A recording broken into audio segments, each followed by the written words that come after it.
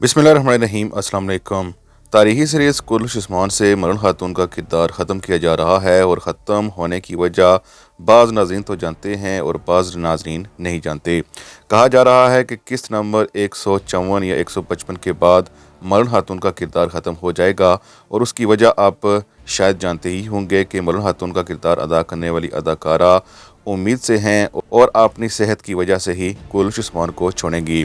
लेकिन दूसरी तरफ एक बड़ी खबर आई है कि कुछ तारीख दानों के मुताबिक कहा जा रहा है कि अलाउद्दीन बे ही पजारली बे थे, यानी अलाउद्दीन बे का असल नाम पजारली बे था। लेकिन सीरीज़ में हमें ऐसा कुछ नहीं दिखाया गया और अज़ल से ही यही कहा जा रहा है कि अलाउद्दीन बे अलग हैं और पजारली बे अलग हैं।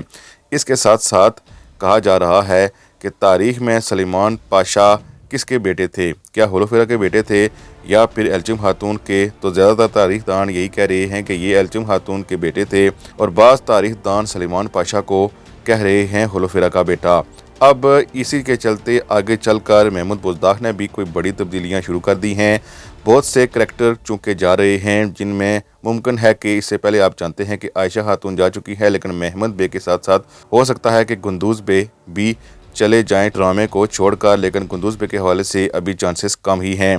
लेकिन अभी तक ओरहान बे की शादी नहीं हुई और ओरहान बे के हवाले से कहा जा रहा है कि उनकी तीसरी बीवी भी हमें दिखाई जाएगी, यानी अभी तक शादी ही नहीं हुई और 3 लड़कियां उनके लिए ड्रामे में दिखाई जा रही हैं। होलोफेरा और एल्चिम खातून तो दिखाई जा रही थी, लेकिन अब कहा जा रहा है कि उनकी एक और बीवी भी होगी जो कि बाज़ंतीनी होगी। बाज़ंतीनी बीवी के हवाले से अगर देखा जाए तो थियोडोरा मारिया कांतोकोज़ोनोस का नाम भी शामिल है और इसमें एस्पराचा खातून शामिल हैं। कांताकोज़ोनोस से अभी तो उस्मान बे की कोई जंग नहीं है, उसके चांसेस कम हैं।